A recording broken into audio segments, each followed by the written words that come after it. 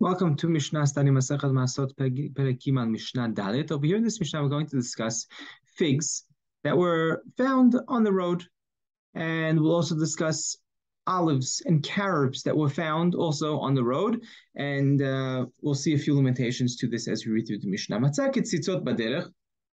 Actually, Harambam better translates. Doesn't necessarily say figs, any dried fruits, right? That's how Harambam explains. He found any dried fruits on the or not even dried fruits, picked fruits, right? Picked fruits you found from any tree that it may be, you found them on the road. Even if you found it next to, that field.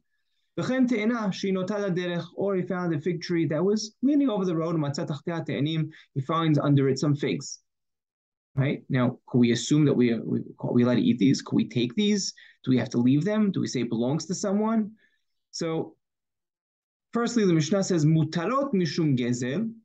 You don't have to worry about stealing, right? You're allowed to take them. Ufturot mina maasrot. And additionally, they're patur from maaser. Okay, so why? What's going on over here? Well, let's just read the counter, right? The opposite case. And that's the next case of the Mishnah.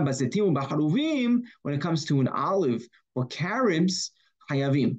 In that case, they're hayavim mishum gezel, right? You're not allowed to take them, and they're also hayav in maasrot.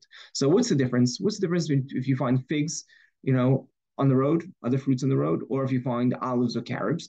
So Rambam explains, and Rambam is unique over here, I'll point this out, that firstly, we're talking about when you found these fruits underneath the tree, right? So you found the olives and carobs underneath the tree, so we know it belongs to that owner, and therefore you're not allowed to take it, right? And these items are obligated in Maasrot. But when it comes to the figs, because they get dirty and they get like nasty very quickly, and even their form changes. So we don't know if it came from this tree or if it came from another tree.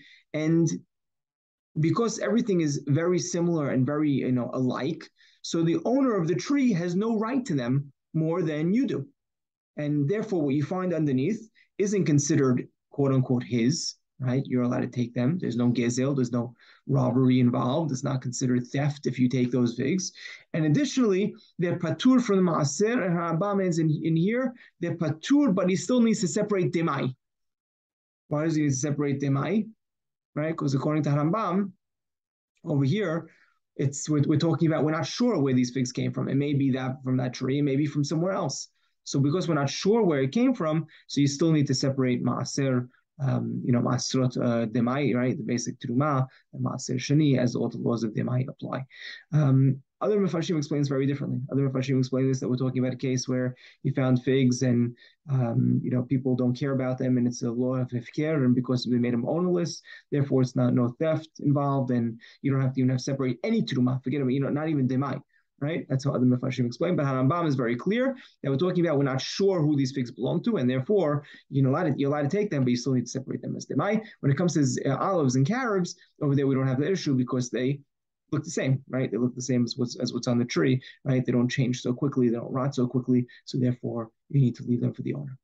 Now, next case in the Mishnah, matzah girogrot, a person found dried figs. So dried figs, we don't know. It could be that they were, everyone pressed their figs already, and once they're pressed, they're obligated in Maasrot, right? That's the Gemar Melachtan. That's when it reaches its final processing stage. Or it could be that people just trampled on them. So this depends now. These figs that you found, what's the status of them? Im derasan rov adam, if most people already went ahead, right, and they pressed their figs, right? Right? They pressed their figs in the field. They took care of them already. And therefore, they reached the time of the maaser. They reached the goren ha-maasrot. So now we say that what he found in the field, you know what? Those probably, they were pressed in the field. They probably saw the pinei habayit. They saw the house already. And therefore, and afterwards they fell. And at that point, they're going to be obligated in maasrot. And therefore, you're going to be hayav. V'im lav patur. Right? If most people didn't press their figs yet in the field, okay, so then we'll say, okay, this is before the dirisa, this is before they were pressed, they didn't see the home, and therefore they're patur from maasrot. Similarly, matzah pilchai devela, the person found pilchai devela. So over here, this is also figs, but they're like more like slices of a fig cake.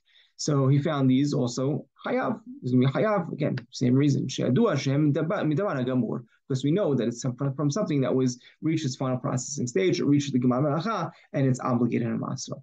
When it comes to carobs, right, until he puts them all the way at the top of his rooftop. You're allowed to take down from them, take from them, and give to your animal to eat, and you're patur because it's considered achilat arai. Why is it considered achilat arai? Because afterwards you'll take it back up and you'll take it up to the top of the rooftop to have them, dry out. And this proves that what he was feeding them, what he was feeding the animals, was considered arai.